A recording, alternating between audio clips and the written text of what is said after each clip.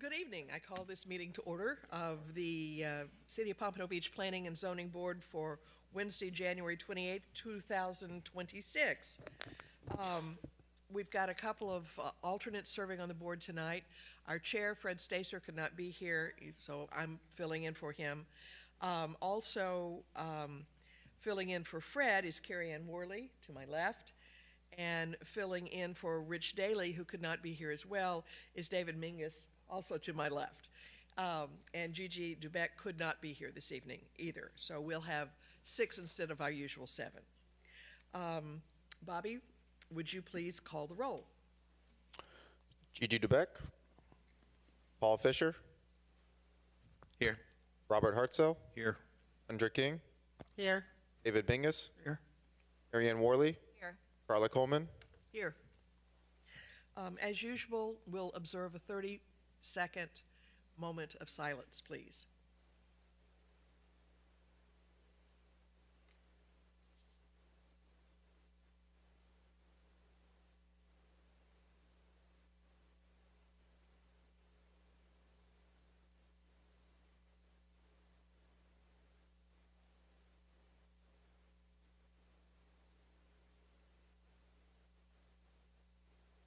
Thank you.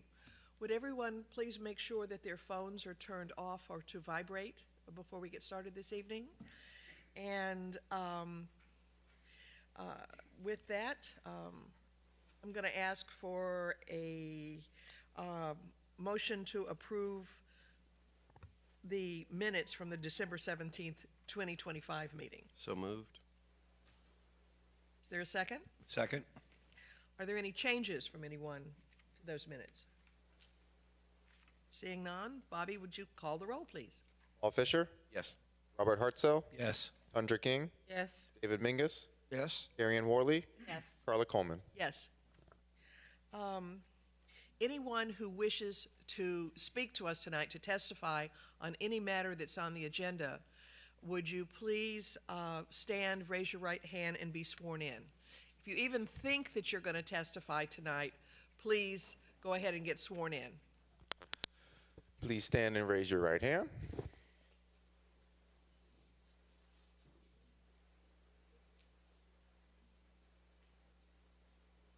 Do you swear or affirm that the evidence you're about to give will be the truth, the whole truth, and nothing but the truth? Yes. Thank you. Thank you. Okay.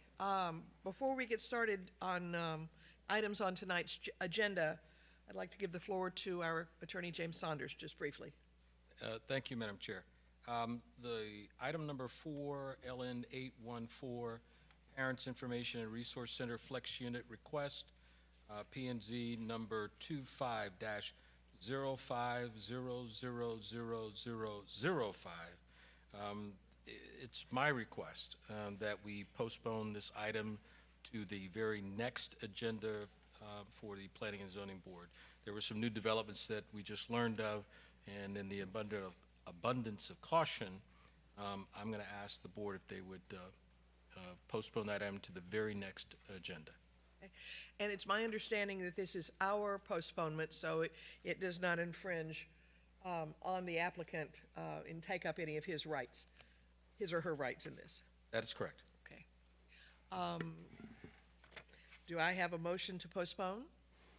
I'll make a motion to postpone item number 4, LN 814, P&Z number 25-05000005, and postpone that item until the next agenda. Second. That would be February 25th. We can amend that into the motion. So, Mr. Hartzell, you were the first motion? Yes, I'll amend to add the date of, February 25th, 2026. yes. Any discussion on that? Seeing none, Bobby, please call the roll. Second. Tundra, seconded. Ms. King, seconded. Robert Hartzell. Yes. Andrew King. Yes. Paul Fisher. Yes. David Mingus. Yes. Carrie Ann Worley. Yes. Carla Coleman. Yes. Thank you. With that, we will go to the first item on the agenda, LN 832, PNZ number 2592403. Ms. Dolan, I believe this is your item. Thank you, Chairman. Jean Dolan, Development Services, I should say Chairperson.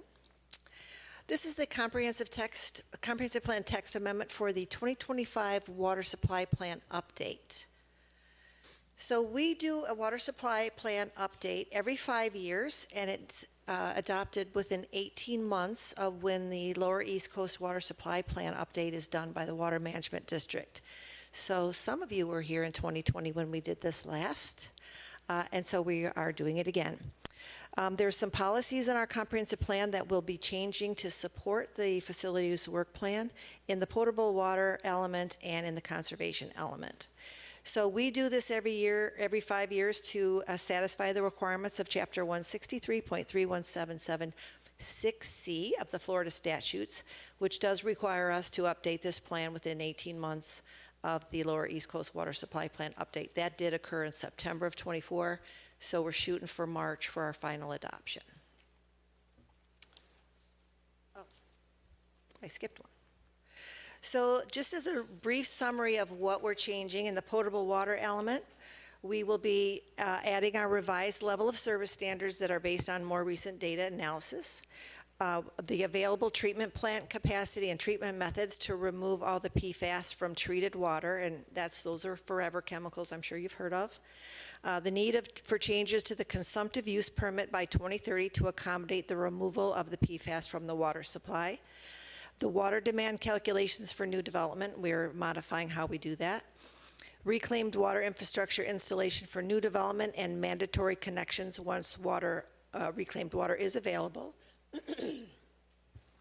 And the expansion of reuse infrastructure in consideration of potential alternative water supplies to meet the water demand through 2045. The policy changes in the conservation element focus on the acknowledgement that the ocean outfall is now completely over. There can be no more treated sewage going out of the ocean outfall. And we also include the alternative water supply plan research in the conservation element.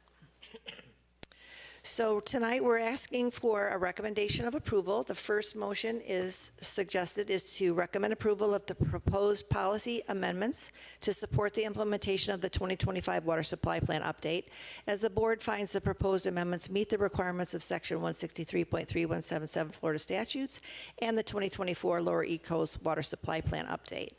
Another option would be to table the item to allow for further analysis of any issues raised by the board, staff, applicant, or the general public, and we are recommending motion 1. If you have any questions for me, we could take those now, but the utility department does have an overview of what's in the water supply plan update that you might want to hear first, but I'll leave that up to the pleasure of the board. Board, would you like to hear the presentation first? Let's do that. All right, let's do it.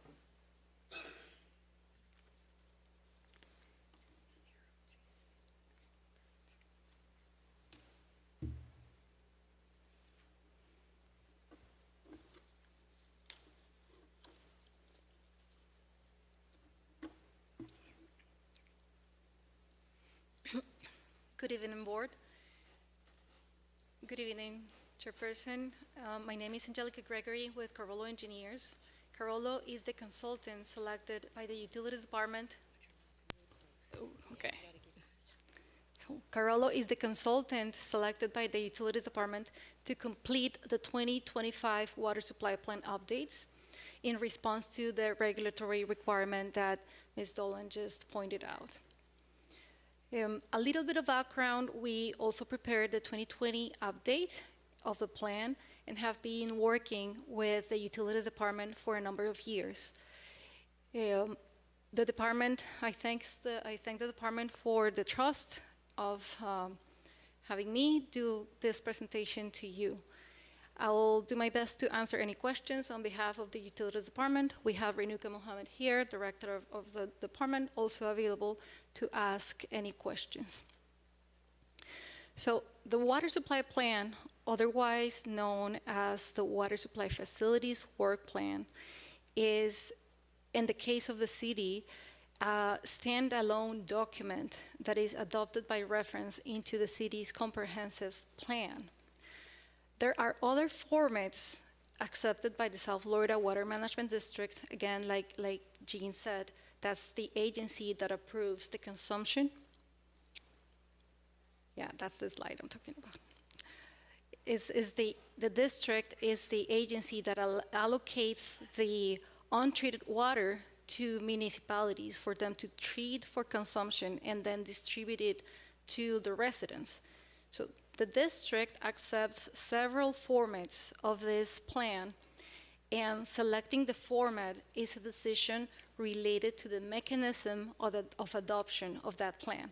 So in our case, the city has selected a standalone document, which I'm showing the table of contents in the presentation. This standalone document has several chapters. I'm going to be referring and expanding on the sections that are most relevant, but if you have questions about other sections or related items, please feel free to ask them. Okay, so here, it's about the water service area. One of the first sections of the standalone document is a description of what we are serving as a city. The city has a total area of 25 square miles, and as of April of 2025, the city's planning and zoning department reported a population of 115,697 inhabitants. In the map, you will see that the city's utility service area, including the water, wastewater, and reuse, varies from the jurisdictional area. The water utility service area serves 19 square miles, consisting of a large portion of the city, along with neighboring municipalities, which include the city of Lighthouse Point and the town of Lauderdale by the Sea. Broward County Water and Wastewater Services, Districts 1 and 2, supply potable water to the portions of the city that are not served internally by the utility. The city residents that are served by Broward County are direct customers of Broward County Water and Wastewater Services. There are also private well users within the service area, mostly for irrigation use, for landscaping or maintenance of golf courses, and I want to point out that they are not within reach of the reuse system yet.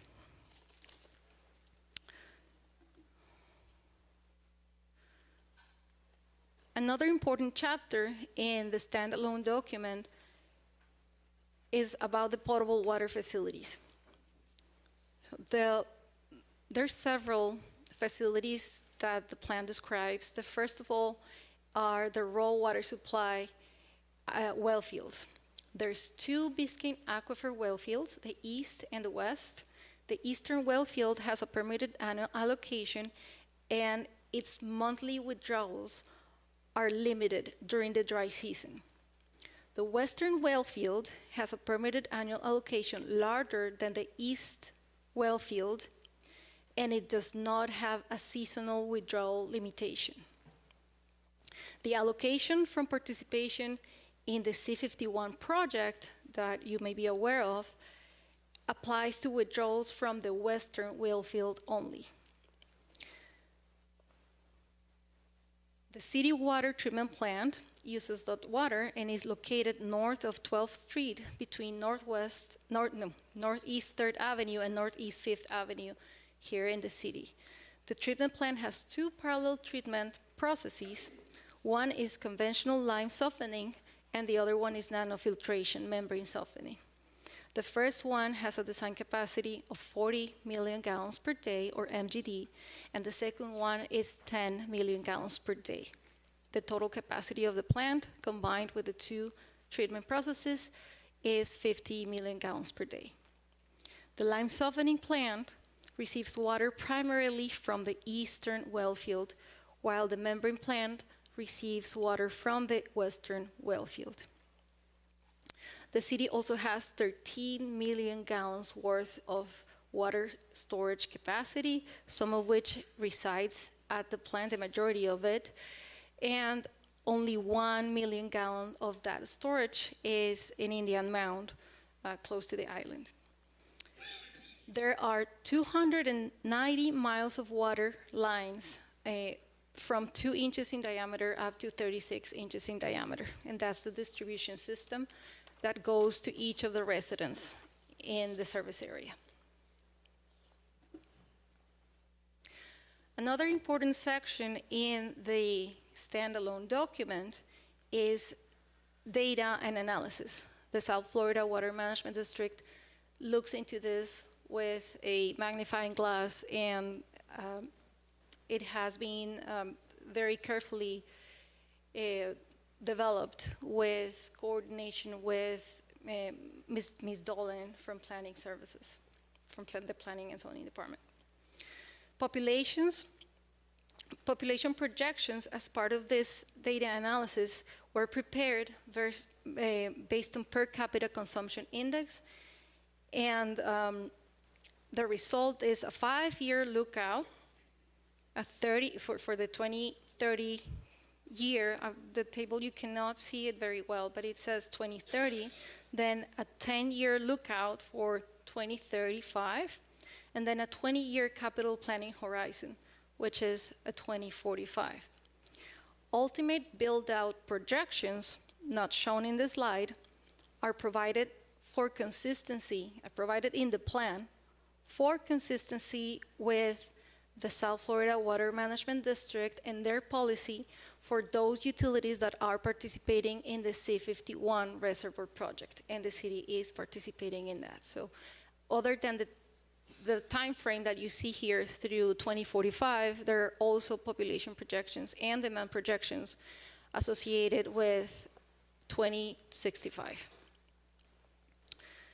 The finished water per capita consumption, or level of service standard adopted by the city after this data analysis is 141 gallons per capita per day, which is based on water production data and the population from January of 2019 through July of 2024.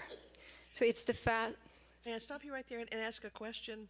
And anybody else who has a question, they're hard to hold in your head too long here. Sorry. I noticed in the report that we were lowering the standard to 141 from 161. Is that, you say it's based on population, that's what we're using today, is 141 gallons per person? That is what we are intending to adopt, and that's based on the historical consumption, but it has multiple components. The reduction, we're going to go through the reduction in per capita consumption in one of the slides. Okay. I do want to point out that there are several components that are accounted for in the reduction of that per capita consumption. Multiple. Conservation is not the only one. There's multiple reasons why the index can go down. Okay, Yeah, thank you. thank you. Great question. So based on population projections and that level service standard of 141, demand projections were estimated for each of those planning years. So it's population times a per capita, you get the demand of finished water, actual demand for consumption, and with that we proceed to plan how to get that water to our residents.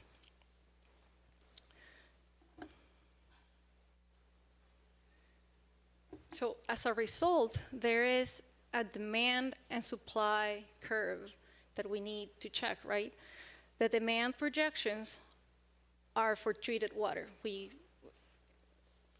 Let me go back a little bit. I want to point out in the last slide, I missed that the current water demand in an average year is 15.07 million gallons per day. That's for 2025. We're projecting that in 10 years, in 2035, that is going to be 17.65 million gallons per day. And in 2045, it would be 18.4. However, those are finished water, like the water that you actually consume.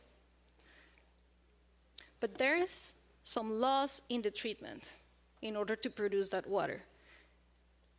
It is a natural component of the water supply. So those numbers are not the only amounts that the city requires for treatment. So an average ratio of raw or untreated water to that finished water was historically calculated as 1.07. So 7% of the water is basically lost in the treatment. That is a historical index in the city. Okay, so in the past water supply facility work plan updates, the city had used this ratio to project raw water demand, untreated water demand, through the planning horizon. However, due to the advent of the National Potable Drinking Water Revision for PFAS, most known as NPDWR, I'm not going to say that again, for treatment of PFAS, it is expected that this ratio will change in the future, yielding the need for increased raw water demand. So we need more water. If you take a look at the plot, I know it's small, the light blue portion is the finished water demand. Then the raw water needed before the PFAS regulation is the dark blue line that you see on top of it.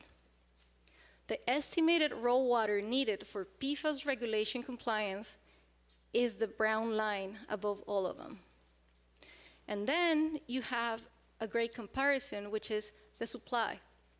The red line is our water use permit. And you see two lines, perhaps you can't see the dashed one. The red one is the permitted total allocation to the city in the water use permit. The dashed line was a condition of that water use permit that the district had imposed into the utility department and the city. That condition has been met, and that condition applied to how much water the eastern well field could produce on a seasonal basis. The seasonal use that I explained prior, that was the condition that was applied to that. Therefore, as you can see, the supply needs to be higher for the city to be able to treat the water to a level that is consistent with the PFAS regulations. The city plans to pursue a water use permit modification consistent with water treatment plant upgrades for PFAS compliance and with proposed comp plan, and consistent also with this proposed comp plan amendment. Any questions up to there? Okay.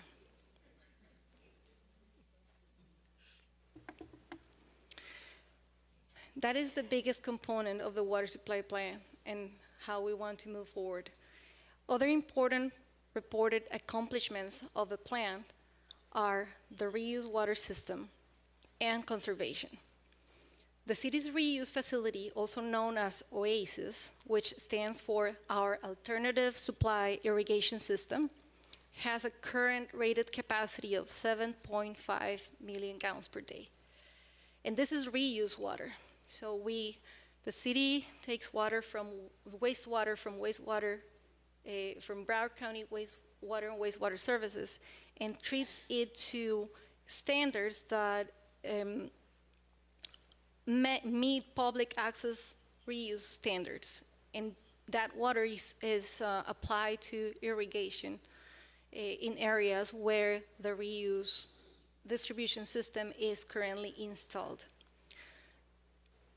There are very good news reported in that plan because the number of total connections has increased by 70% since the last reported count in the 2020 water supply plan. That's a major accomplishment. The reuse water demand currently is 2.57 million gallons per day, and it is expected that in 2045 it is 4.11 million gallons per day. That's according to the reuse master plan prepared this past year by the utilities department. And future expansion of the reuse water distribution system is planned per the 2025 reuse master plan again, and reported in the water supply plan to the district as one more means of alternative water supply, which is one of the conditions that they do want to hear from every municipality. The other large accomplishment is conservation. The city has 16 active conservation programs. If you want a benchmark, that is a record. The majority of these programs are aimed at educating and bringing awareness to its population and its residents. And it's worthy of mention that, like you said in that question that you asked, we believe as engineers calculating these numbers that that conservation and reuse has helped, and many other factors, has helped to reduce the per capita use from 170 gallons per day in 2015 to now 141 gallons per day per capita. One thing to note is that conservation measures are built into the city's water use permit, so the district does care about that. And that's why it's worthy to mention, because it's admirable, in my point of view, and a testament to the great conscious efforts that the city and the utilities department and with other departments have placed into conservation. With that, any questions? Ms. King? I have a couple questions. I heard you mention, I see that the capital improvement plan, I guess is for 5 years, 10 years, 30 years. I can't keep up that far, but let's just go on the 5 years. Would that include the new projects that are already on the horizon? Correct. It's the water supply related projects that have been reviewed to be in compliance with the district's requirements. Correct. Okay, and I'm not sure of the budget, but how does this play out to the residents? I know before there was, maybe last year, there was like a $10 increase, if I'm not mistaken, on the water bill for the residents, and that was very difficult for some people to make that adjustment. So I see a lot of information on here about expansion and new this and new equipment. So who eats that cost? So I would like to invite Renuka, Utilities Director, to the microphone to answer those questions. So good evening, Renuka Muhammad, the Utilities Director for the City of Pompano Beach. Those costs for the improvement, and I will say most of them are unmandated, well, mandated costs that we have to absorb as the utility. They do come from the ratepayers. So when we take a look at PFAS and the upgrade to the treatment from lime softening to nanofiltration membrane, yes, the city did go through and they did adopt the rate increase.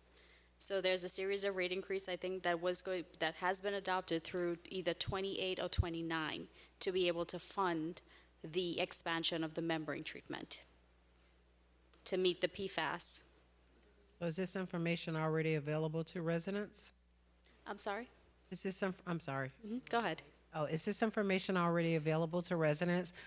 Before at the commission meeting, some people seemed somewhat surprised when they got the increase. Some people say that they were not aware of it. So is there, I mean, I figure. Yes, there were ordinance, 2 readings for the adoption. The first series of bonds was in 2024. So we can provide that information for you.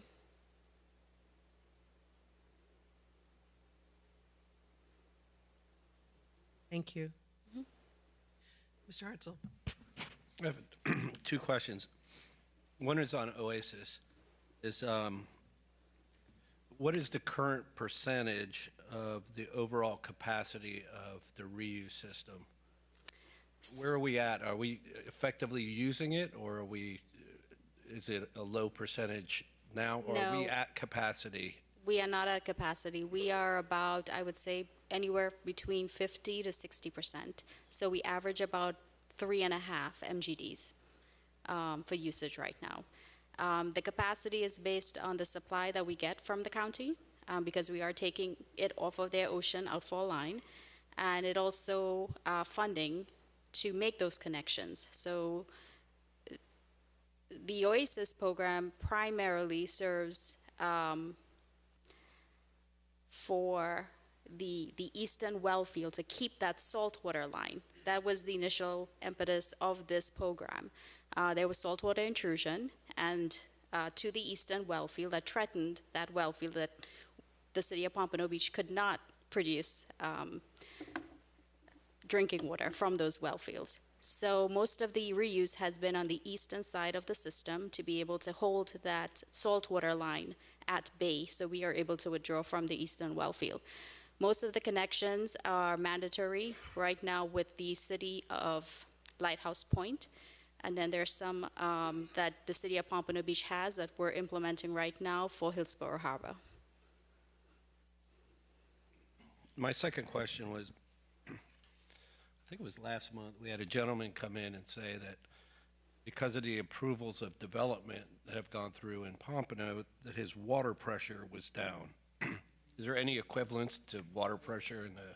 No, not for, are you talking about the drinking water system or the reuse? I think he was, like his showers were lower or something. Okay. But is there any correlation between the two? No, no. I mean, the system pressure leaving the plant is about 80 psi. Again, by the time we reach to the end of the system, it may reach up to 70 or go down to 70. But if there is if a customer is experiencing that a pressure loss, yes, you can certainly call the utilities and we will have someone respond to it. Okay. Okay, Ms. Worley, you had a question? Thank you. I just noticed something on there, and I just wanted clarification. It did say that the population projection was going to go down with our neighbors. Is that accurate, and why? And then the second part would be, what happens if we underestimate those numbers? You want to speak to that? Yeah. It was a good catch. The Lighthouse Point population projection in that table comes from the Broward County forecasting model, and it does preview some migration in that city. Some percentage is served by the city, and if we keep the same density as they project, that same rate of, or negative rate of growth impacts the city as well. Okay, so then my follow-up would be, if that's not the case and the population does grow, what happens with this whole model? And it may very well be. We have heard that it might not be the case because the PFAM model, and we were talking with Jean about that, with Ms. Dolan about that, they may be dropping population out because there's no more vacancy within those territories, so they may be just dropping out. But the thing is, there's vertical development and may very well be increasing. So those are models, forecasting models. We are very lucky that this plan and everything in utilities is updated regularly, so we will be able to catch that. And also, every development that comes into the city into the service area is very scrutinized, is very well scrutinized by planning and also by utilities. You know, there's an ordinance built in the code, and we'll be able to catch if there's more population coming in and more water needed or raw water supply needed than we were expecting. That we don't service the entire city of Lighthouse Point, just 400 homes in the southern end, correct? That's correct. It's just a portion. Yeah, just the southern part. And it's anecdotal, but I hear that many of those homes are now second homes. They're not full-time, they're not inhabited full-time because they're second homes for folks, or even Airbnbs. So it's not as easy to forecast as we used to forecast in certain neighborhoods. I fully agree with you. Yeah. Other questions? I have just one more.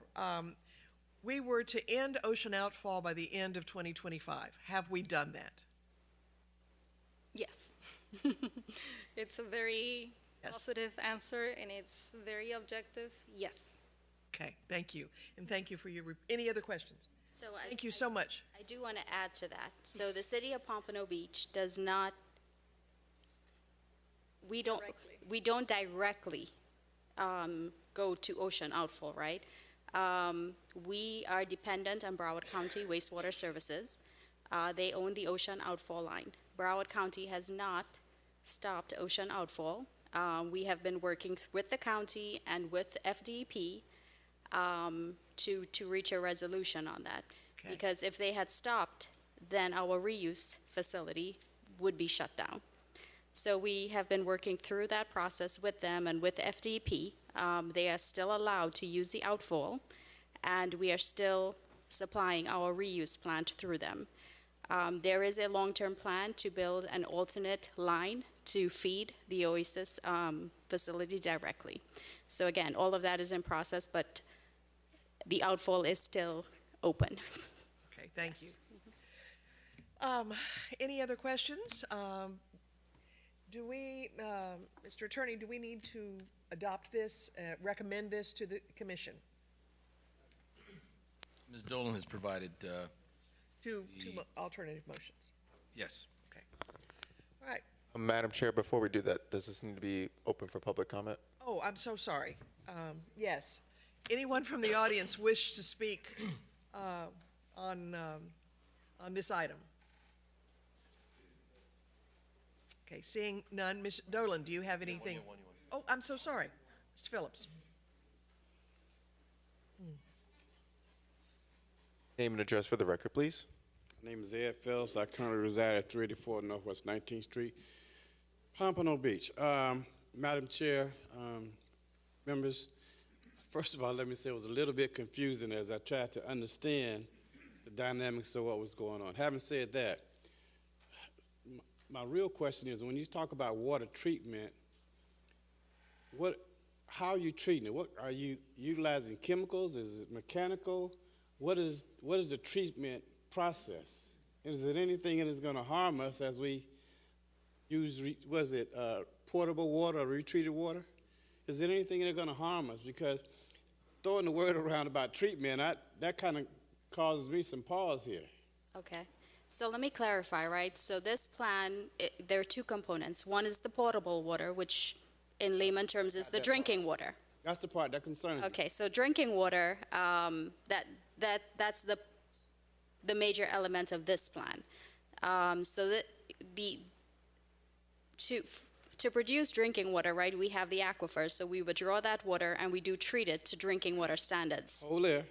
What does treated mean? So treated is that we take the raw water from the aquifer and we either lime softened it, which is the traditional treatment here in South Florida, and we also have membrane treatment. So the city of Pompano Beach currently has two treatment processes at their facilities, and these two streams of water that we treat, we put them together, we combine them, and then we send them out to our customers. So there's no chemicals. There is chemicals. And that's the part I'm Yes. trying to. So yes.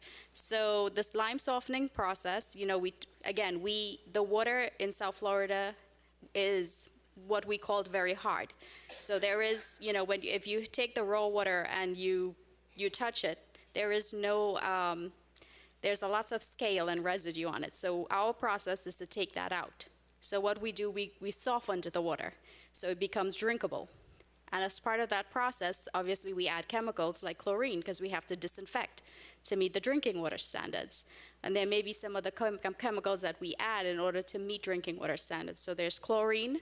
Okay, yes. because you got to maybe some other chemicals, and I don't want to, belay this process, but I did want to understand when she started talking about chemicals, and I need to digress and say this thing about reducing water and from 161 to 1. I'm almost like I don't understand with all this growth going on that anybody can tell me that we're reducing anything. So It is a per person usage. Yes. Mr. I Phillips. heard the part you said about Lighthouse Point, and I understood the dynamics No, but of I that. mean, it is, the reduction is from 161 gallons per person to 141 per person. So the formula has different numbers in it. It's because of the conservation and the fact that we're using reuse now for sprinklers only. The reuse water is sprinklers only. That is lowering the demand per person. Now, I think I'm testifying here, and I need to quit Yes, that. that is But- correct. Well, I got to tell you something. You know, and again, I'm going to sit down here because you didn't completely do the treatment thing, and I digressed a little bit. But no matter how you explain it to me, based on the growth that I see, the amount of water per person, I don't know about it going down. The need There's for a water is billion-dollar going project up. over The here, need a for billion-dollar water is going project over up, there. but the per person usage is going down. So, right. So what happens is you're saying the overall capacity of the amount of water that we utilize in Pompano goes down? No, That's the No. part I want to understand. No. Okay. I'm going to let So- you testify, and I'm going to quit now. So generally, right, historically, right, everybody uses a certain, a certain amount of water, right, Got her. per I'm saying day. the overall right? capacity, So is it going up overall, or down? So we as utilities, we issue this permit for the district, and that district has certain limitations. So as population increases, we have to meet that demand as utilities. We have to be able to provide for that population growth. By the same token, we are working to educate residents and customers and businesses what they can do to reduce their demand individually. So we have programs like the reuse. So people who are on the reuse program, they're not going to use drinking water to irrigate their lawns, right? They're going to use the reuse supply if it's available to them. Similarly, there are water-saving devices like, I got you, and talk about reuse. I remember when we started that process, a lot of that was that reuse water for lawn services was supposed to come, it was supposed to filter into the northwest. Somehow that never really happened. But anyway, having said that, I think you may have gotten my point. My point here is that I do not understand how the overall capacity in some shape, form, or manner appears to go down. And I say the overall capacity, not the per use, per person, seems to go down because I just can't buy that animal. But having said that, congratulations on your presentation. If you pass it, I'm sure you will. You did hear my questions and my concerns. Thank you. Thank you, sir. Anyone else? No? Close the public hearing. Oh, I'm sorry. Come on down. Just state your name and address, please. Anthony Jordan, 590 Northwest. Into the microphone, please. Please. Anthony Jordan, 590 Northwest 21st Court, Pompano Beach, Florida. I didn't come here for this, but since you're talking about it, you cannot tell me whatever you guys are doing did not mess with the pressure and Liberty Park water. Saturday, I've been having a problem with my pressure in my water in my house for a while. I went to Mr. Wright to try to find Mr. Wright. He's a plumber. Come check my water system. The pressure is so low I can hardly water my grass. Have upstairs, my mom can't hardly take a shower in the house now. So let me get your address and your contact 590. information, and we will have someone come out there and Not take a only look. that, my sink was running so low pressure. Mr. Wright told me to take my knob off the end of the sink, the faucet. And when I took that knob off, all that junk came out of there. I couldn't believe it. So how is y'all filtering the water if all that's coming towards me? I got a problem with that. So you have to remember, right, the system is active. It's open. Every time you open a faucet, it's going to come out. We have all these pipes underground, everything that's moving. We also, what we do, anytime we may have construction in the system, if there's construction or if there is a main break, it's going to dislodge stuff from the system, and that is going to end up, yes, at somebody's faucet. So normally, if there's some type of service, we will put something out and notice, letting people know that they have to flush for maybe a minute or two to get all that stuff out. But Did yes, you? I don't know what happened in your area, so that's why I'm asking for your address, so we could, if we did have an incident, then yes, we would definitely ask customers to do that. The last question. All this recyclable water. the north, the south, the east, and the west, and the center of Pompano, everybody getting the same water? Yes. It's Well, the I just heard you say if you are able to get the water. reuse. It's Okay. different. Drinking water, everybody gets the exact same drinking water, no matter where you live. If you are served by the City of Pompano Beach Utilities, it is all leaving one plant and going out to all our residents. Okay. Yes. 590 Northwest 21st Court, Pompano. Now, this happened Saturday. Saturday. Okay. Thank you. Can I have Thank you. I'm going to ask one more time. Anybody else want to speak on this issue? I'm going to close the public hearing. Any more board discussion on this item? Will it entertain a motion? Madam Chair, I make a motion that the board finds competent substantial evidence the comprehensive text plan amendment for the water supply and update LN-832. Okay. Option 1. Ms. King, if you would, Read the item, No, I think it's in front of you. Oh, okay, great, easy, thank you. Motion to recommend approval for the proposed policy amendments to support the implementation of the 2025 water supply plan as the board finds the proposed amendments meet the requirements of Section 163.3177 Florida statutes and the 2024 SFWMD Lower East Coast Water Supply Plan update. Is there a second? Second? Bobby, would you call the roll? Tundra King, Yes. Robert Hartso, Yes. Paul Fisher, Yes. David Mingus, Yes. Carrie Ann Worley, Yes. Carla Coleman. Yes. Thank you so much for your presentation. Okay. Next item. Item LN 831, P&Z number 25124030, major site plan. Stanton, we're glad to see you this evening. Good evening. Thank you, Chairperson Coleman.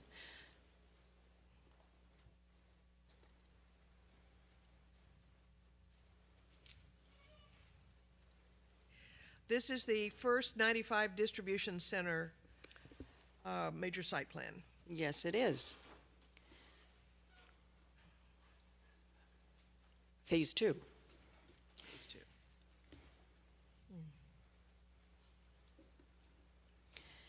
And this is the project location. It can be accessed from 2 side streets off MLK Boulevard, which is a few blocks to the south of the site. And the site is visible from, on the slide you can see I-95, I hope you can see I-95 to the east. And then on the west and the north is an FEC railway spur. And then to the north of the railway spur is more warehouse, industrial warehouse building, as is to the west of the railway. There's a concrete plant. And here is the site plan showing the project layout, 2 large industrial buildings, and loading areas, loading docks between the 2 buildings, and the parking and landscape along the perimeter of the site. The zoning designation is general industrial, and the land use is also industrial. Excuse me.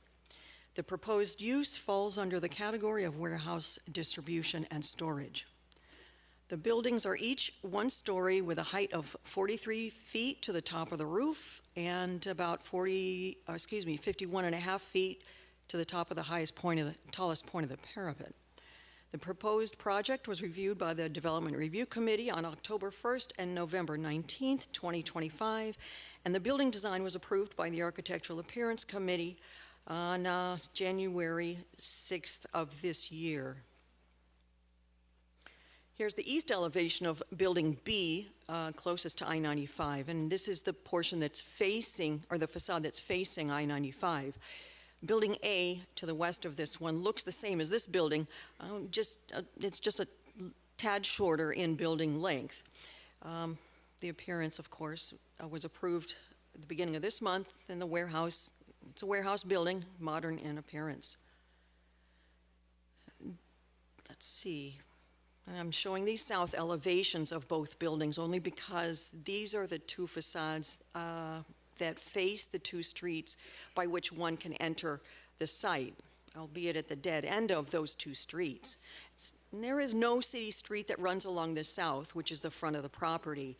They head directly into the, and then dead end at the front of the site. Here are the major site plan review standards that are listed here, and the information on how these standards have been met is in this staff report and the drawings and documents that have been uploaded to your backup folder.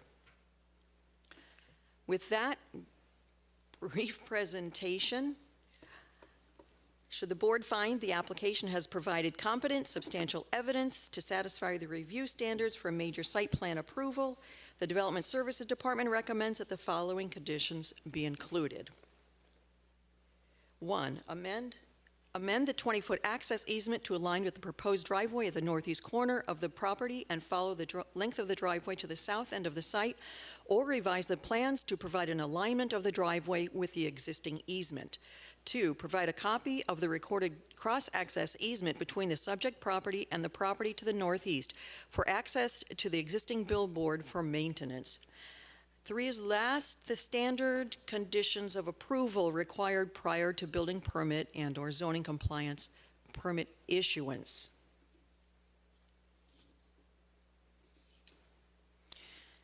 That concludes my brief presentation and overview of the first 95 Center major site plan, distribution center major site plan application. I can answer any questions you may have about the site plan.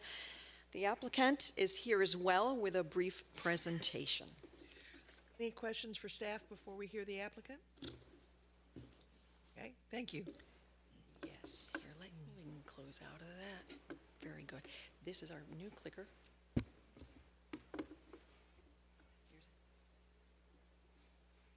is a card. Perfect. Thank you. Good evening. As Pam mentioned, this is a brief presentation. Your name? I'm and sorry, address, Jocelyn Aldez, 301 East Atlantic Boulevard. As Pam mentioned, tonight we're requesting a major site plan approval for the first 95 distribution center. A little background on the developer is First Industrial. They own, operate, and develop logistic industrial properties nationwide. They own approximately 70.4 million square footage nationwide that they own and develop. And they have a couple of projects that have gotten site plan approval throughout Pompano and that have been in front of this board. Actually, directly to the north, we have phase 1 of this project. So the existing site is located northwest 12th Terrace within I-1 zoning district, and it consists of 19.38 acres, and the surrounding uses are similar of I-1. We are requesting 2 warehouse buildings, approximately 315,000 square feet, providing a little bit over 300 parking spaces and just a little bit over 104 loading spaces. The loading is provided in interior courtyard style, screening the view from the surroundings and from I-95. And here are just a couple renders from the southwest elevation and from the west elevation as well. That is it. Okay. Can you tell me how, let's open it up to the board before I do any questioning. Any questions for the applicant? No. Okay. I think we have to ask them whether they agree with the conditions. Yes, we do. I will. I was going to wait until after the public hearing to see if we have any more conditions. Okay. Okay, well, seeing no questions at this time, other than I'll ask one. I looked at your landscaping plan, and it is quite ambitious, so we appreciate that, even though it is in an industrial area. This will be seen from I-95 by a lot of folks, so as tall as you can make those trees, please do. I'm going to open this up for public hearing now. Does anyone from the audience want to talk on this project?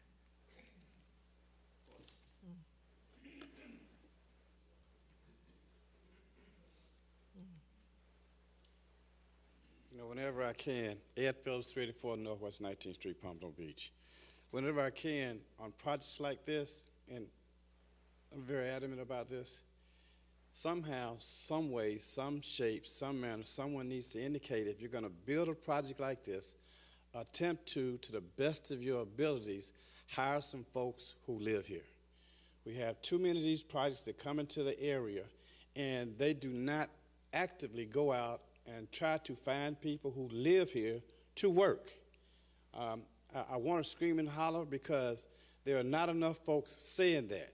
We got a whole bunch of folks running around here homeless, and all of them aren't stupid, crazy, and on drugs.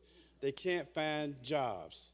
So do what you can, whenever you can, to try to ensure that projects like this, and I hope the folks who are developing hear me, find some people who live here to work here. Thank you. Thank you. Anyone else? I want to ask one more question. Is this all on spec, or do you know what companies may or may not move in here?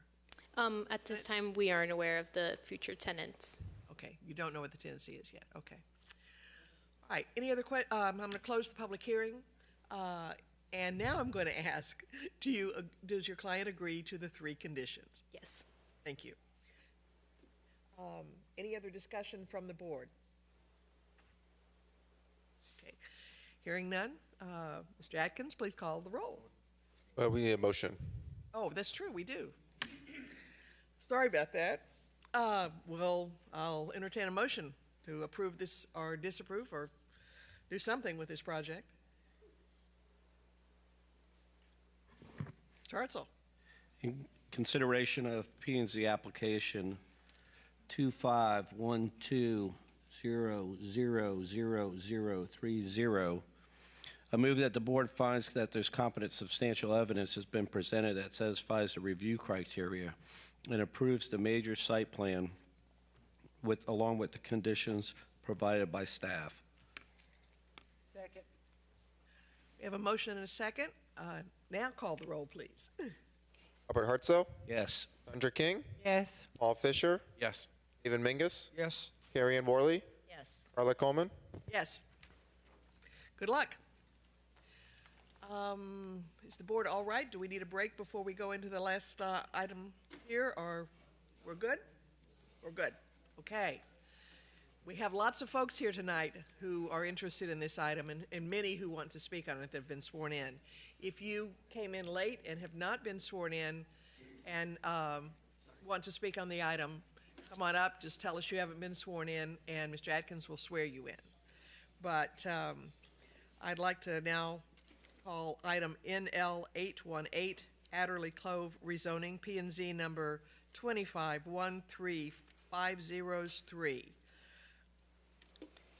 Thank you, Chair.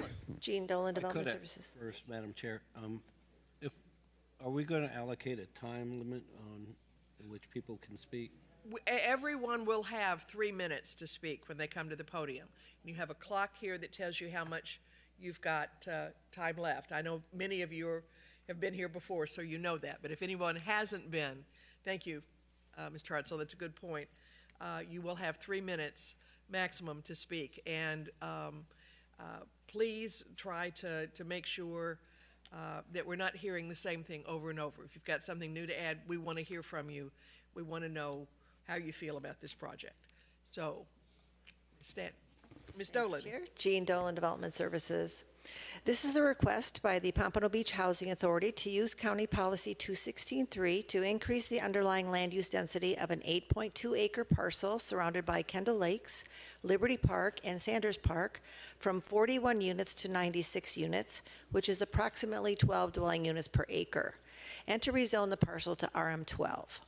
This site is eligible for the use of Policy 216.3 and is actually an excellent example of how this policy can be used to constructively encourage and reduce the process costs of providing affordable housing by eliminating the need for a land use plan amendment to increase density of the site. Given the density bonus formulas in County Policy 216-3, only 10 of the 41 units by right would need to be restricted to low-income affordable for 30 years to generate the requested increase in entitlements. The Housing Authority will be restricting 100% of the future 96 housing units to low-income affordable, which is 50 to 80% of area median income.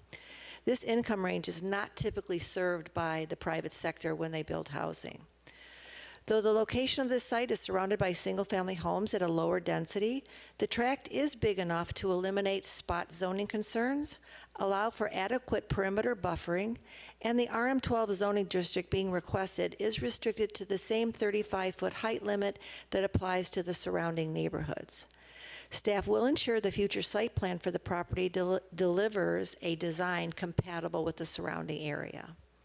Staff finds there is substantial evidence that the use of Policy 216-3 and the rezoning to RM12 is consistent with the underlying land use designation and is supported by the goals, objectives, and policies in the comprehensive plan as specified in the staff report. The staff recommends approval with the following condition.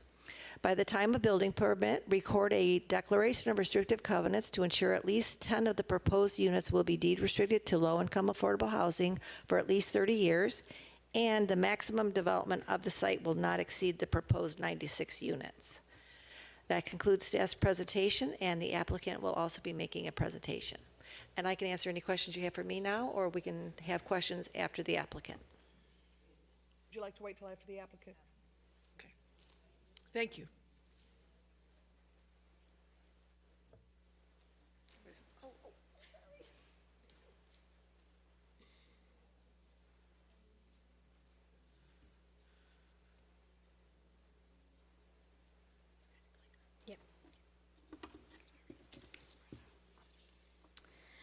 Jocelyn Aldes, 301 East Atlantic. Tonight, we are requesting a rezoning approval for Adderley Cove, located at Northwest 16th Court. Oh, can you see it?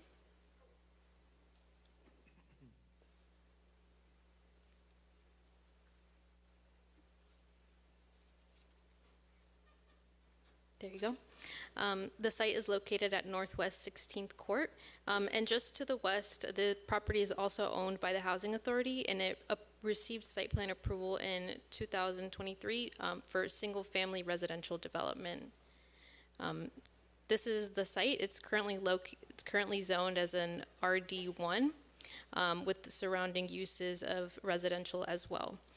This site is 8.64 acres and has a permitted density of 43 units.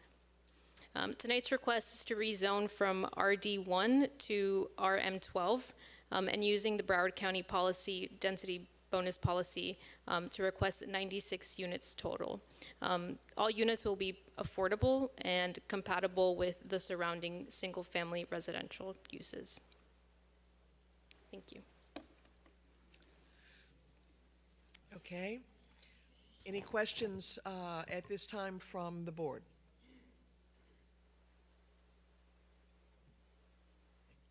Okay, thank you. We're going to open the public hearing at this point. So, who wants to be first?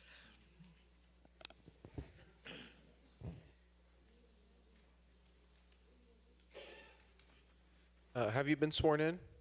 Yes, I was. Okay, name and address, please. Elizabeth Massey, 540 Northwest 18th Street, Pompano Beach, 33060. I rise to the board, and thank you, Madam Chair, to really oppose this project as far as changing. We have been the victims of bait and switch from the Housing Authority before in different projects. And what my concern this time is, if we change this from single-family homes to the two to multiple, if they decide later that they want to come back and do apartment buildings and anything else in that area, they don't have to come back anymore to you. Is that correct? Ms. Dolan, would you speak to that? They do have to come back with a site plan regardless of the building type. But they don't have to rezone it again. That's what I'm saying. It's going to be zoned. It will be zoned. And we usually don't go down with zoning. We continue. So our concern is if you really want to do affordable homes, you have the zoning there. The project was there for many years. That area has a one-way in and one-way out. You're going to go from 40-something to 90-something and above. in that road there is the same road from 1960.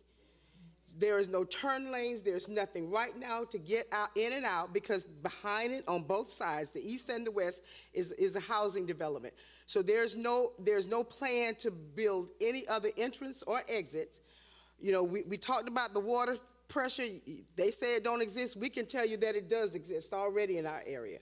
So now you're talking about putting all of these additional people with no changes to the infrastructure, and that it's going to be okay. We are for affordable homes, but do the single-family homes, which is already zoned for, and build what was there before.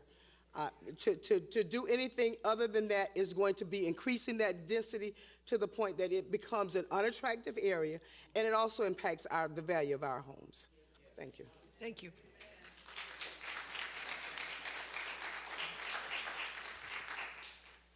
Have you been sworn in, sir? Yes, I have. Okay. Name and address for the record, please. Yes.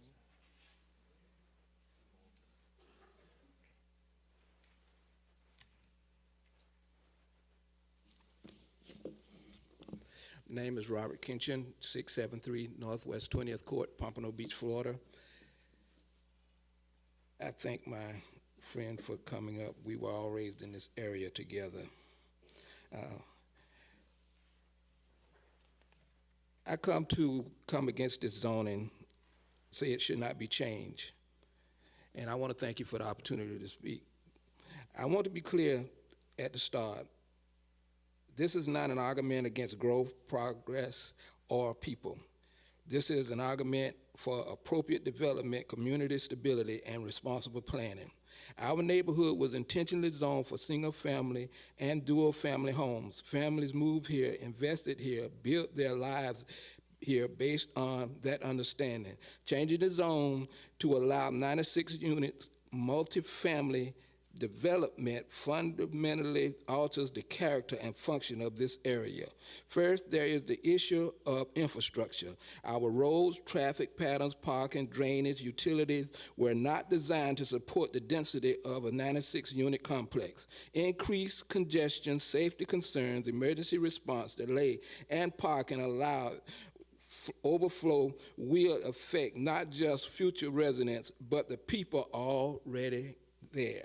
Secondly, there is the impact on property value and neighborhood stability. Homeowners made long-term financial commitments based on the current zoning. A dynamic density increase can negatively affect property values and discourage future investments, weakening the long-term health of the community. Third, there is the matter of precedence.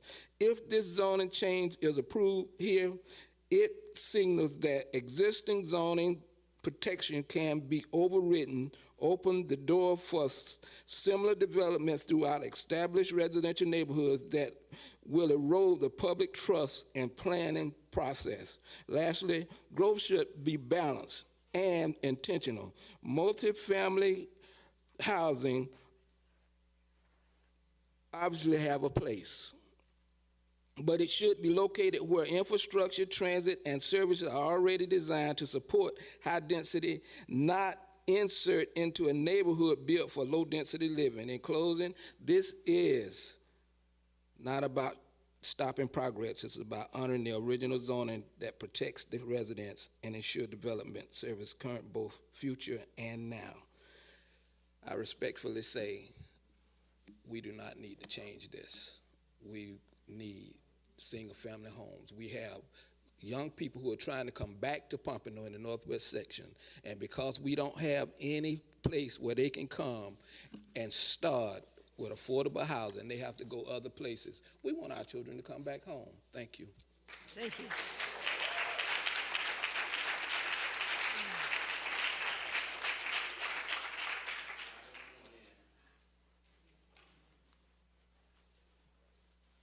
Good evening. My name is Charles McClure, and I reside at 331 Northwest 16th Street, Pompano Beach.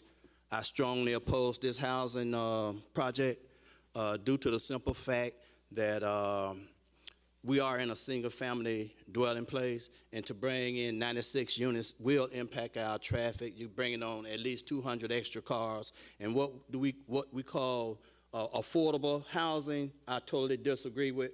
what you call affordable housing because our people cannot afford these types of projects. It's designed to bring other people's in, I'm going to be honest with you, and move us out. See, we love our community. I moved in my community because of the beauty that Pompano had about over 20 years ago. And now with the overdevelopment Pompano is doing, it's unjust to the people in Sanders Park. Look at Dixie Highway, look at our surrounding, where we live at. You're raising these high rises and you're saying it's affordable housing, but our people cannot afford these. My kids cannot afford to live in a $2,300 apartment or whatever you call it. It's unjust. When you bring those cars down my street, I have kids that plays out on the sidewalk, cars constantly running over in the yard out of the curve, and it's just, it's ridiculous, and I really appreciate if you have the compassion for the people of Sanders Park and the surrounding communities and do not allow this development to go up, because we need single-family homes that people can take pride in and have the American dream as far as having something they can call their own. So I strongly oppose this because housing has not been truthful with us, and that's the truth. So due with all respect, I strongly oppose this move. Thank you so much. Thank you.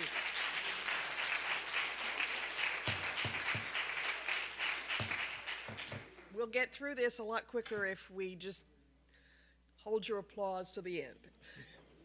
Have you been sworn in? Jordan, yes, I have. 590 Northwest 21st Court, Pompano Beach, Florida. Just one question. And what was your name, sir? Anthony Jordan. Thank you, sir.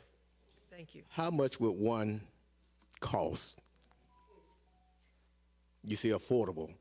What you mean by that? That's the price.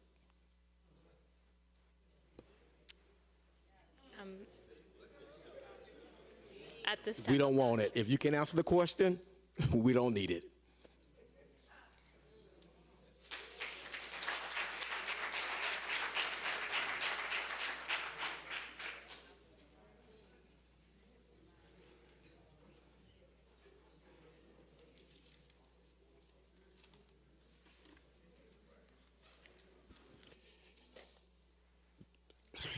This is the reason I came. I'm kind of reluctant, but here it goes. My name is Ed Phillips. I currently reside at 384 Northwest 19th Street, Pompano Beach. I'm a resident of Kendall Lakes. Hold on.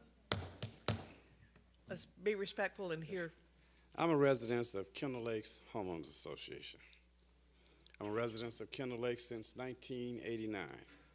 This property would abut Kendall Lakes. Let me start off by saying I really am a little disappointed in Housing Authority.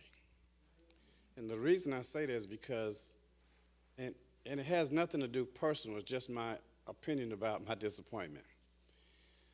The people who are on that board live here. And so they know the history of Ely Estates.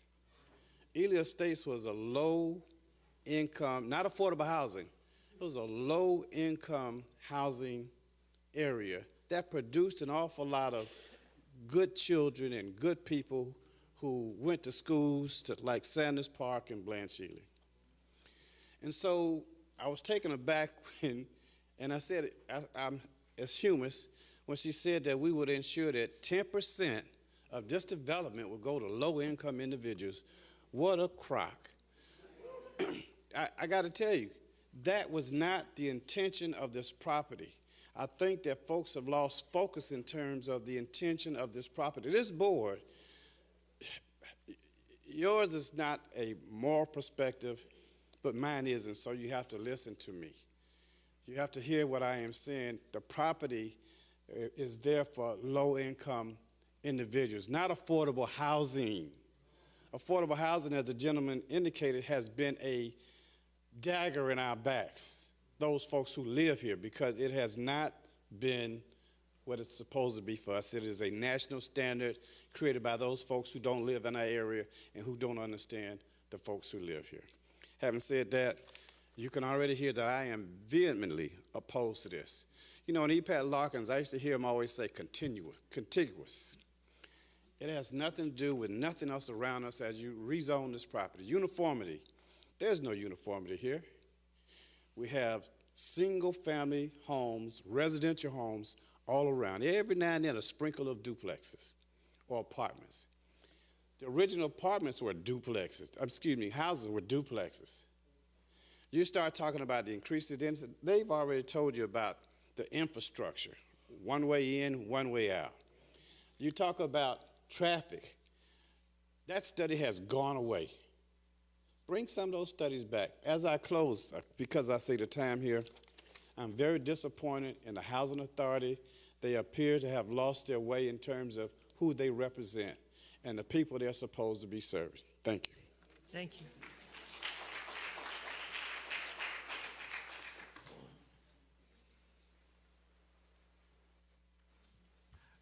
Madam Chair, just as a recommendation, if there are others who may want to speak, you may want to ask them to come so they can sort of sit in these front seats, so it makes it a lot easier to move from one person to the next. Thank you.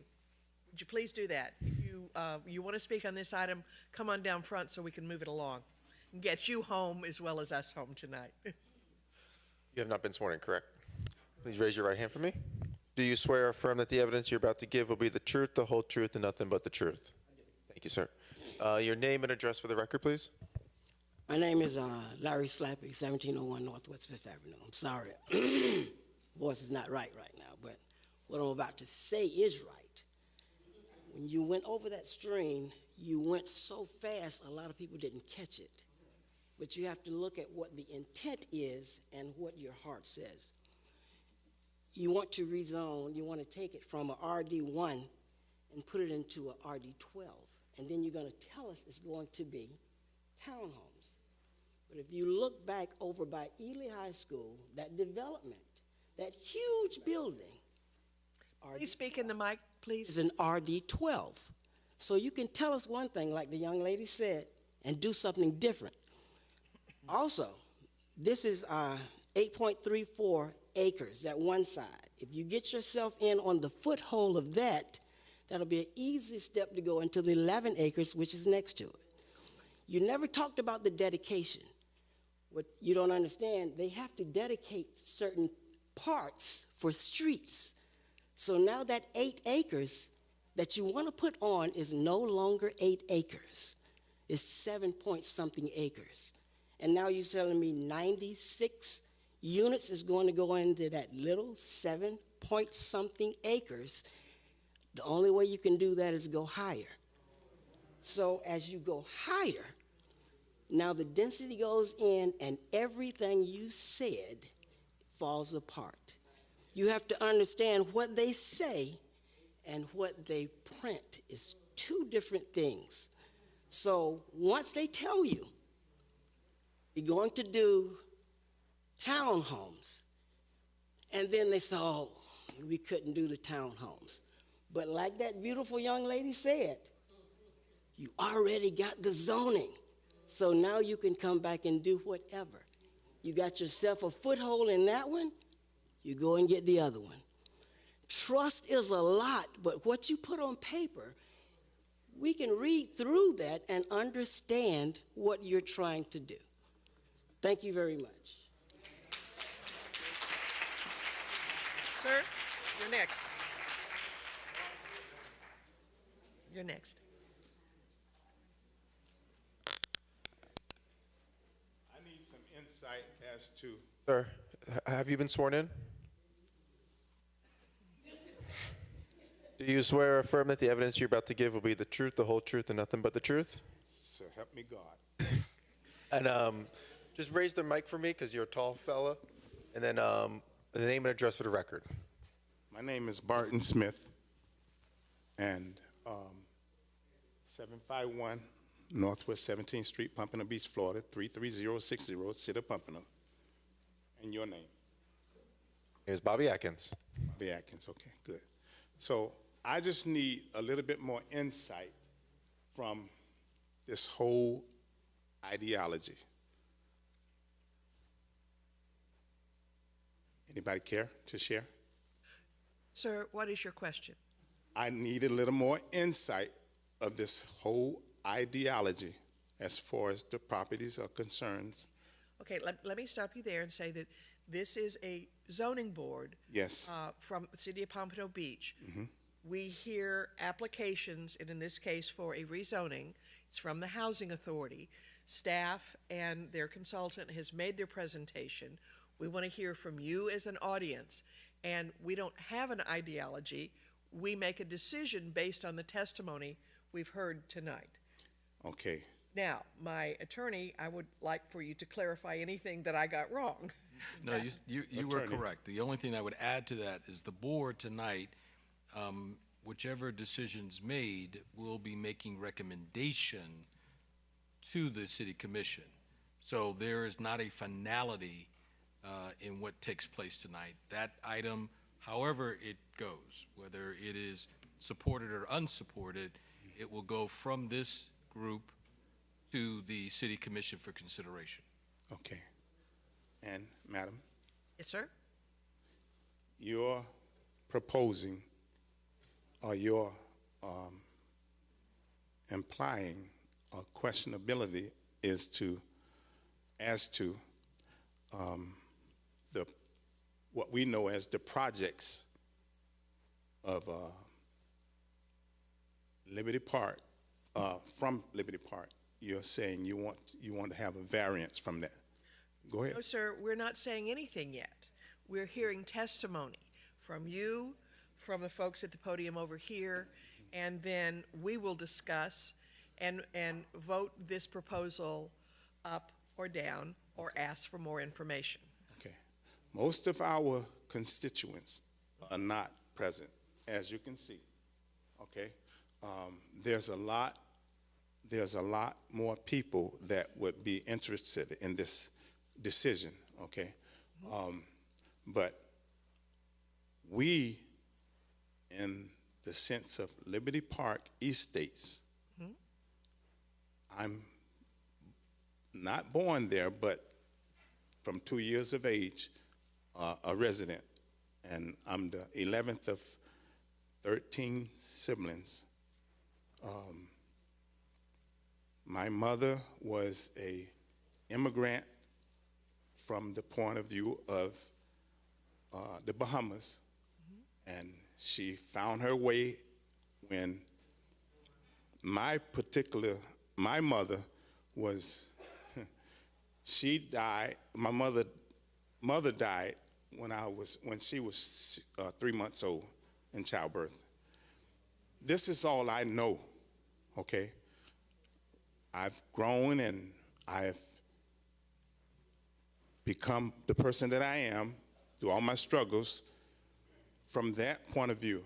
Okay, I've raised children, I've raised sons, I've been married for 25 years and divorced. All I'm saying to you is this here. We need stability. We need not a multi-family complex there. We need more homing. We need more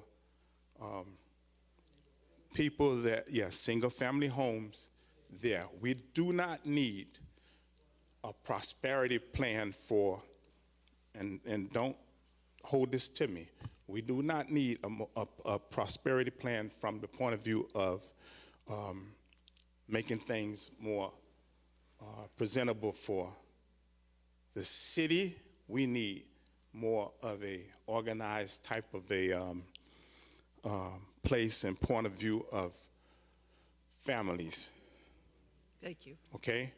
We don't need to have just people being able to come and play and all of this here. So maybe my time is up if that's what that is, but my point is this here. I'm not for this here whole idea of multi-complex family housing. Okay? Thank you. All right. Thank you. Okay.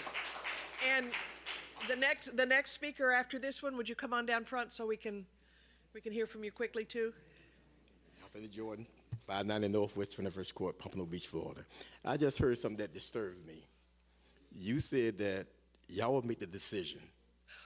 We recommend to the city commission. But do you live in Liberty Park? Do you live in Liberty Park? Liberty Park? Liberty Park? Liberty Park? I know where you live at. Liberty Park? So how can you guys go and take something back that you don't know nothing about? Sir, I appreciate your point of view, and I want you to speak. I don't want to take your minutes up, so, but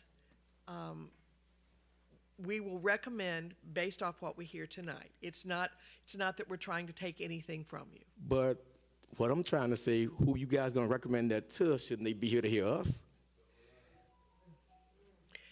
Could we go and talk to them, since y'all got to make a recommendation to them and they don't know half the things we said?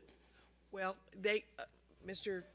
Attorney, you will have an opportunity to go to the city commission when and if this goes to the city commission.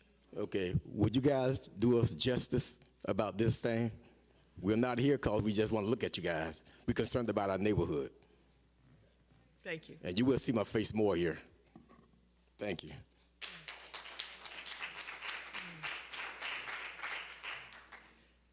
Does anyone else want to speak on this item?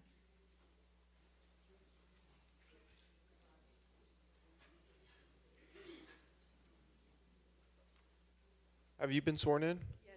Okay, just your name and address, please. Hi, I'm Marcia Wise. I stay at 341 Northwest 16th Street in Pompano Beach, Florida. I bought my house in 2017 from the city of Pompano as a first home buyer. I'm not in agreement of this because when I purchased my home, I was excited. I loved the community that I was in. I wasn't even from the city of Pompano. When I came here, my neighbors, Mr. Charles, who spoke very well on our behalf, people been here for years, and I felt the warmth. When I purchased it from the city of Pompano, I did have some issues in my home where I had to go to the city to get some corrections done. I had to fight to get it done, but they finally came out and fixed it. I love where I stay.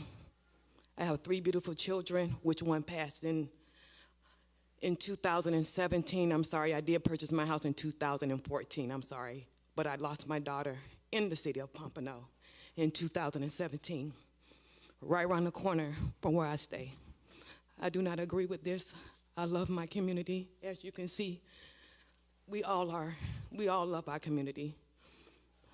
I'm just asking y'all to have mercy on this appeal from the city. And that's all I have to say. Thank you. Thank you.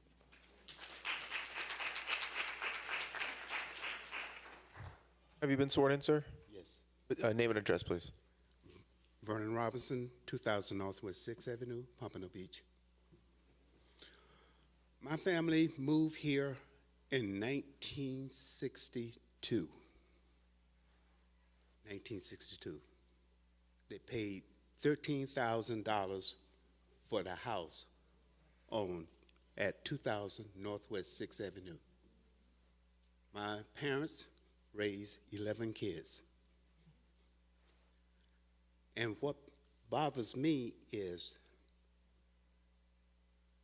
a lot of people don't understand the impact of Liberty Park, Ely Estate, Sanders Park, Pompano Terrace. We have roots here. We done seen this place grow. I'm the second generation to that house. I raised my kids in that house that raised 11 kids. And I'm strongly opposed this change to me in the 11th hour. It shouldn't be like that. Let's keep it the way it is, the way it was signed in the beginning. Thank you. Thank you. Have you been sworn in? Yes, I have. And your name and address, please. My name is Betty Burton, 1740 Northwest 5th Avenue. I'm standing to request that the zoning remains the same. That property has been vacant for so many years, and they have been promising us that they is gonna, make single-family homes. And like the guy said, at the ninth hour, you want to change. I have been in Liberty Park since 1985. I bought my house as a single woman, and I've been there since 1985 up until now. I went to school in Sanders Park. I went to Ely High School. From Ely High School, I went to Pompano High School because they closed Ely down. I went off to school, got my degree from Florida A&M University, came back, worked with the city of Pompano, between the city of Pompano Police Department and BSO. I put 39 years in. So I have seen it all, but I'm requesting that you keep the same zone. It's not fair at the last minute. I don't know who's going to make a profit. I don't know. But it's not fair at the last minute to change. We need single-family homes. I have nieces and nephews who can't even buy homes here. The homes that they put over on the west side, they say they were going to be affordable. Who can afford $500,000 and $600,000 home? Nobody. I went off to school. I'm retired. But you think I can buy a house? If I wanted to buy another house, could I buy it? No. So I'm just asking you all. I know the decision you take back to them, but like the young man said, the people who need to be here to hear us, they're not. But I will be coming, if it's on the, get on the next meeting at the commission, I will be here. Because it's not fair to us. We got young people. I want to see our young people who went off to school come back to Pompano. Don't just, it's like that you're taking everything away from us, and it's not fair. I work hard. I was born and raised in Pompano, would you believe it? I remember on Atlantic Boulevard, the hospitals back in the day. Going to the hospital, seeing my auntie. We stand, couldn't go in, so we, stand from the window to see. So I have seen some changes in Pompano. And, just be fair to everybody, So that's my request, and I pray that you all do the right thing. I'll take the right thing back. Who's next? Good evening. My name is LeVar Glenn. One moment, please, one moment.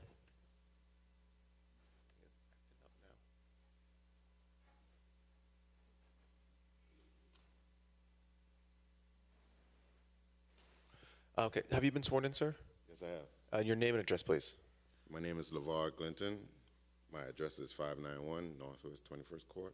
Thank you. I'm one of those babies in this community. My family is. I migrated Could you here. lift the mic just so we can hear you? I migrated here from the Bahamas. I believe in the strength of a community. I'm here tonight because I'm crying for my kids. I need them to have that same pride that these people who've been here decades, who've watched Florida develop. My neighbor told me he watched 95 get built from his house in that community. I think we'd be doing the future of Pompano an injustice to change that community. Because if we do this, who's gonna stop the next developer from coming in and coming to you guys and asking for the same thing? And when we keep on doing it, it's a snowball effect. And what are we doing it for? Profit? How much is your soul worth? We can't sell out our kids. We can't do it. You have a good night. Thank you.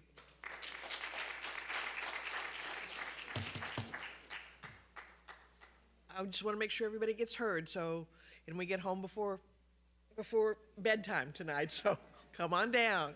Come sit down here if you want to testify next. Have you been sworn in? Yes, I did. All right. Your name and address, please. Robin Thompson, 1880, well, Robin Wimberly, 1880 Northwest 5th Terrace, Pompano Beach, Florida. Would you pull the microphone down just a little bit? Thank you. I'm a little nervous. I'm not used to getting up speaking, but I was back there listening to everything, and I said I think I should get up. I just want you all to look at that look up there and see where they're talking about building the apartments. I've been in Liberty Park. My family was one of the first to move out in Liberty Park in 1959. And I used to live over there in the projects, right next door to my sister, and it was like little apartments. You live right next to each other. I feel a high-rise apartment will do injustice to our community in that spot. And like they said, if you can see, it's only the one, that little road right there, to go in and out. The other is just you going around in a circle to different apartments or whatever.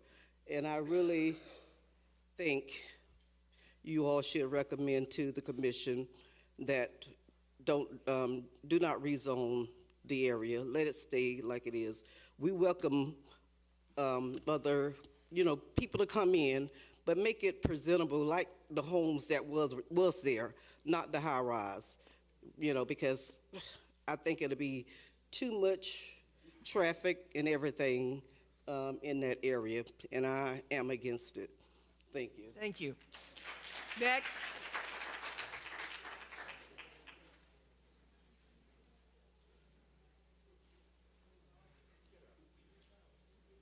Have you been sworn in? Do you swear or affirm that the evidence you're about to give will be the truth, the whole truth, and nothing but the truth? Yes. Thank you. Your name and address, please. Calvin Jordan, 372 Northwest 16 Court. My problem is with the congestion. Once it starts getting too congested, then you got to figure out how we can decrease it. Now, where I live is Kendall Lakes, and I live on a cul-de-sac. Speak into the dead mic, end. sir, so we can hear you. Get closer then. Dead end, which that if that congestion, before you finish the project, you start saying, yeah, we're going to have a problem. I live on that dead end. I don't have no houses in that dead end. So my mind is saying, what's next? Let's bust this wall down and let's join it. Now that messes with me. I worked all my life, and all I wanted was a nice place to sit, see my grandchildren play in the front yard. And if you got to bust that wall to make a street to go through there for this construction that you're going to be doing, this housing, I had to deal with the Mercedes place, test driving the cars up and down the road. It was too much. I have to deal with the traffic going up and down 3rd Avenue. Too much. So I hope y'all rethink this. Think about us sometime. Think about us. I hope to retire from the city in 2 years. And I want to be able to sit down in my front lawn and be at peace, not just seeing traffic all day long, back and forth, back and forth. I had problems that I think a while back you want to build apartments in the back. We had to fight against that. I don't want nobody looking down in my property when I'm trying to relax. And I don't need it. And I'm sure you wouldn't want it either. You want to be able to leave your curtains open, get in your backyard, enjoy your family without people looking down, without hearing speed bumps. Now I got to go up. Don't need it. I don't want it. I don't mind progress, but put it in the right place. Think about it. Think about it. God bless you.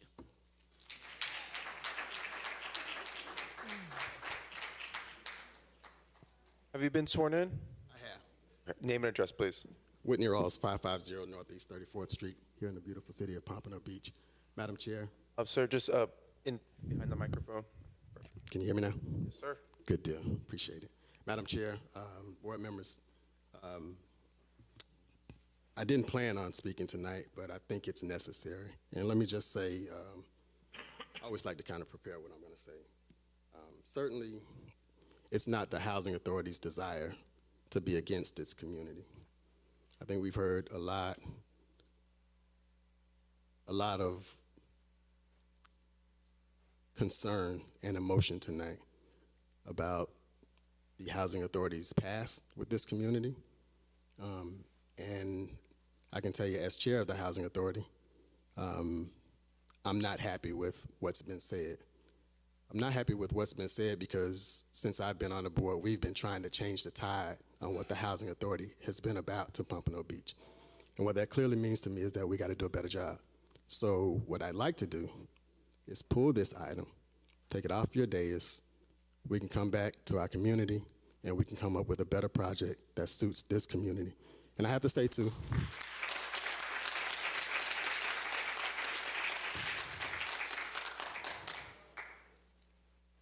these are my friends behind me. Some of them are my family members. I grew up in this community. Some of my fraternity brothers, absolutely. Thank you, brother. And my clergy brothers, absolutely. So it just makes sense that after hearing this testimony tonight, and if anybody knows me, you know that I have a heart for responsible redevelopment in the Northwest area. And I want to make sure that everybody is made whole. So we don't want to disenfranchise our community. We don't want to be against our community. I think we can work together to build a product that is suitable to the needs of the families, the existing families in that community. So we pull this item tonight. Thank you. Yes. Thank you.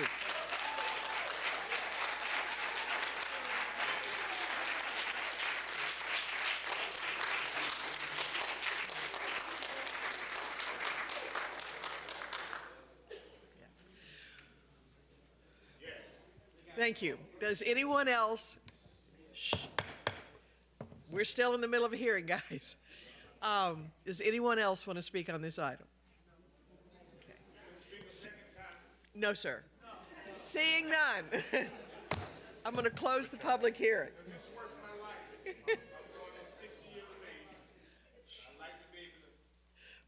Just now, the applicant has an opportunity to speak again.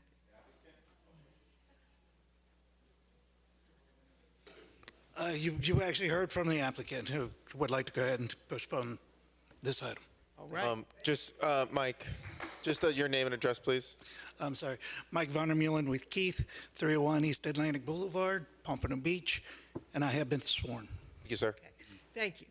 I'm going to close the public hearing, and do we have any questions for the applicant's representative?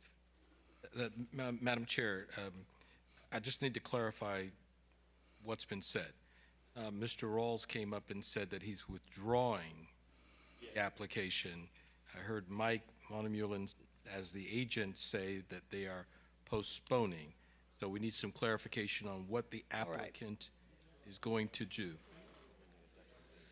Is Mr. Rawls, where's Mr. Rawls?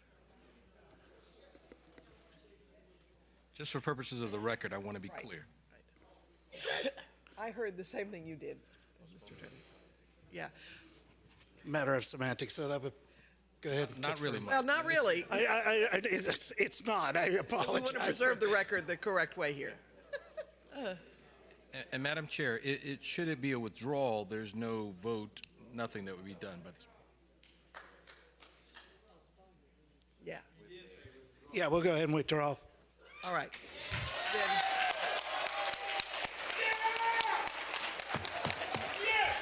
okay. Thank you. I want to thank you all for coming tonight. Your voices were heard. Yes. All right. Thank you. Thank you. Okay. Okay. We don't need to make a motion if it's withdrawn. We're going to take a 2-minute break while the audience clears.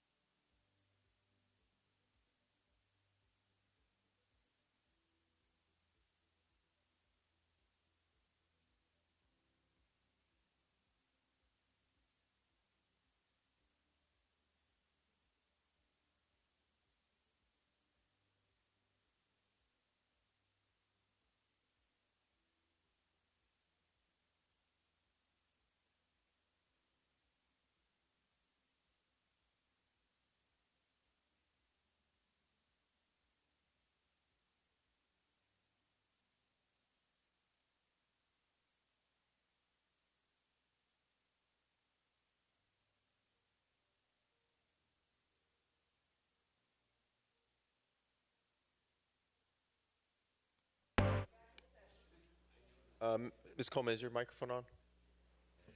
We're back in session. Thank you very much. Okay, is there audience to be heard this evening? Okay, let's go on to other business. Reports from staff. Yes, Madam Chair. Last week, the city clerk's office sent me an email, and I forwarded it to the board, requesting that the regularly scheduled P&Z board meeting of September 23rd, 2026, be moved to September 24th, which is a Thursday, at the same time, 6 p.m. The chambers are available. We'll just need to have a motion, second motion, and approval by the board, if that's okay. They have a legally mandated public budget, something, but they're asked for us to, we can move that for them. I think most of us got an email on that. Okay, any discussion on it? Okay, let's have a motion. Motion to move the date that Bobby just made. As per Bobby's. As per what I said? As per what Bobby said. Second. Okay, call the roll. All right, Paul Fisher? Yes. Sandra King? Yes. Robert Hartzell? Yes. David Mingus? Yes. Carrie Ann Worley? Yes. Carla Coleman? Yes. Thank you. Jean, any wisdom for us this evening? I didn't hear what you said. That was funny. Any wisdom for us this evening? Always. Well, let me see now. I should mention that February 11th, we are having an outreach meeting on our adaptation plans, kind of a kickoff. It's mostly to talk about flooding and where you see flooding and that sort of thing. But Aptim is our consultant. They actually wrote the guidebook for FDP on how to do an adaptation plan. So we've got the guys that wrote the book doing our plan for us. So I think we have the best of the best. And it'll be at the Cultural Center starting at 6 p.m. on the 11th. Thank you. Mr. Attorney? None. Board members' discussion. David, thank you for joining us tonight. My pleasure. Swirly. I just want to comment on just the process that happened, what happened tonight.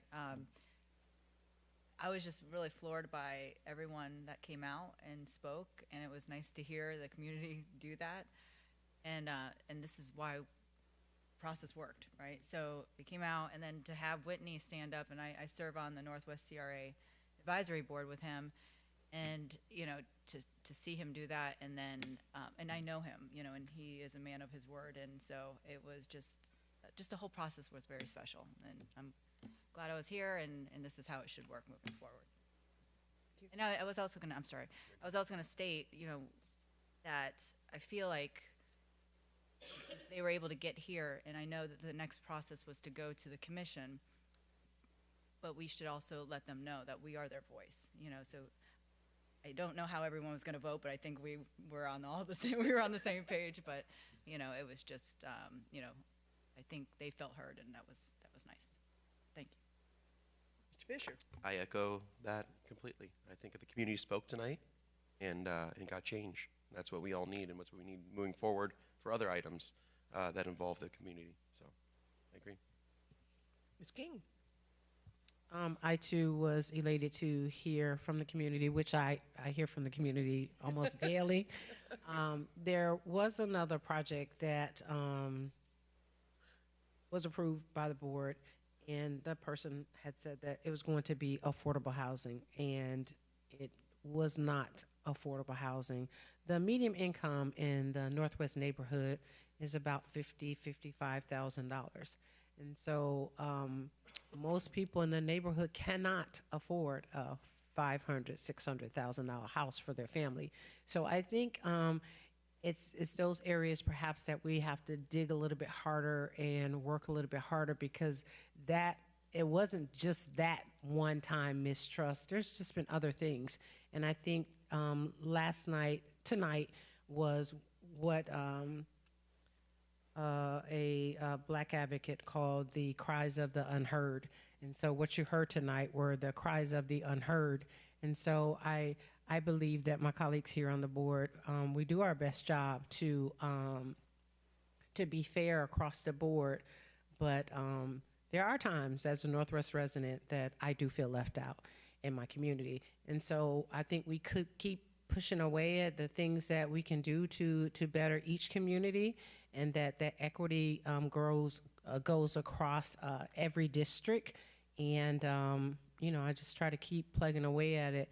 And as I sit here, I think it's my duty to hear from people, not only just in here, but in the community. And I try to bring those things back to Commissioner Perkins when I hear them, and share with her some of the things that people share with me. So I'm glad that everybody tonight was willing to be open-minded and to listen to things that I hear on a daily basis. And I thank you, Ms. Jean, for the work that you all do. And I know it's not an easy work, but thank you all for just being so attentive tonight. I know it was a lot of emotions, but they are the cries of the unheard, and these are hardworking people that truly love Pompano, because a lot of people relocated from Pompano, and I have not, and my family has not.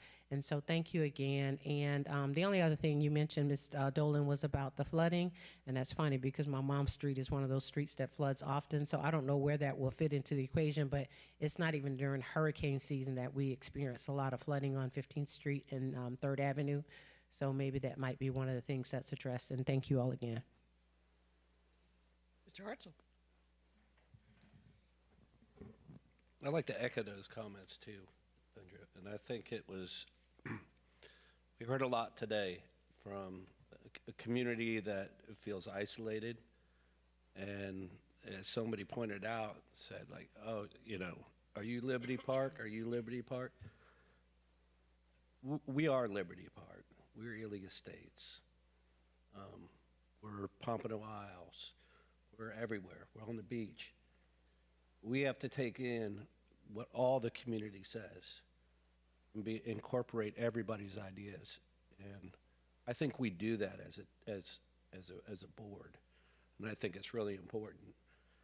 And it disappoints me when someone points out and says, oh, you're not from there, so you wouldn't know. Well, I rely on everybody, you know, to take in the information, as Carla had said, and we all make unbiased decisions up here for the benefit of everybody as a whole, as all of Pompano Beach. We are one community, and that community is Pompano Beach. I was disappointed, and I gotta say this, I always give staff kudos for presentations. I thought that presentation was not great. There could have been a little bit more to that, there was a lot of confusion among the constituents out there that were complaining about, like, what are you putting there, you know? And I was a little confused as to what we're doing. I know we're rezoning, but rezoning is a very broad term as to what they're actually gonna get. I am definitely a high-density person, but that all depends on whether it's compatible, and there's got to be compatibility along with any type of redevelopment you're going to do. You cannot just place something without some sort of buffer. And I've sat up here for probably a year and a half. I'm new. I have asked every person that comes up here.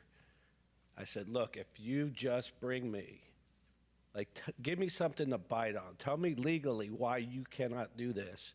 You'll have my attention.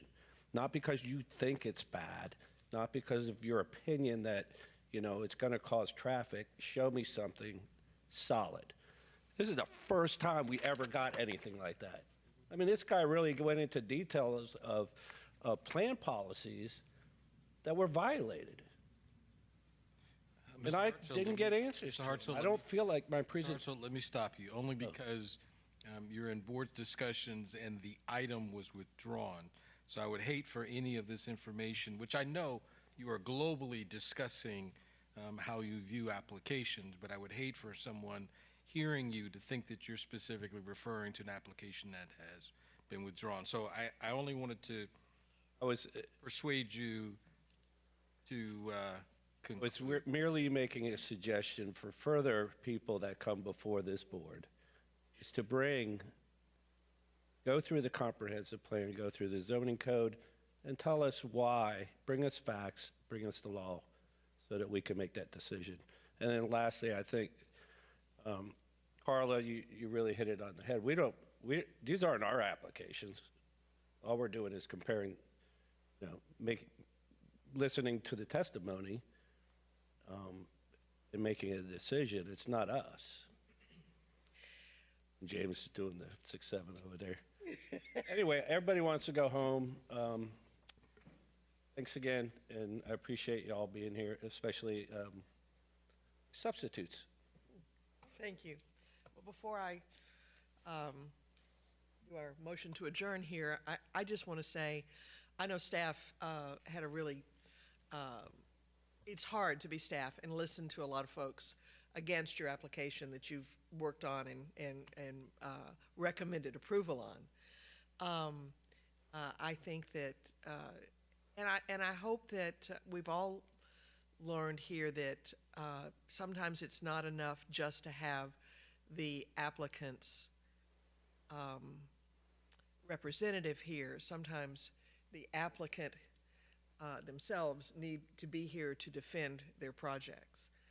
And I have no doubt that this one will come back to us in another form that the board has used much more communication and collaboration to work on, because the kind of housing that was being proposed here, 96 units of low, all 100% of them low income, is desperately needed in the city. And the townhome configuration of 96 versus 42 duplex units is really not what I would call a high rise. I think there was a lot of communication issues, as happened with applications sometimes. So I'm just glad that we had a group of people who were willing to be relatively orderly this evening about something they felt very passionate about. So thank all of you, and with that.